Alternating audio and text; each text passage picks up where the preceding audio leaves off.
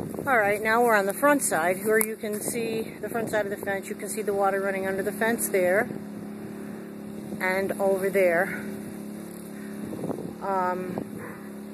Pretty good pace. Here is our containment, I guess, for lack of another term.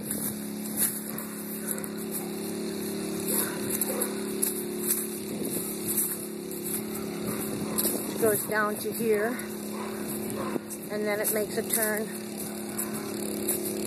This was all put in, all designed, by the way, from Bradford County Soil and Conservation was trying to help us out because we didn't have any means other than this to get this running away from our home. We're now on day 5 of pumping.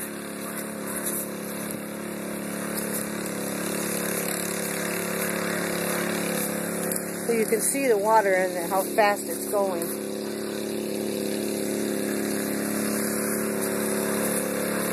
And also, I guess, how fast it's coming in.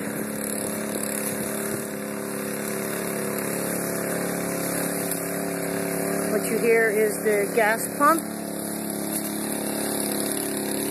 The firemen have been here today. They were here yesterday for several hours. They were back again today. They have tried to help us out all they could. However, the problem is on the other end. It's not here.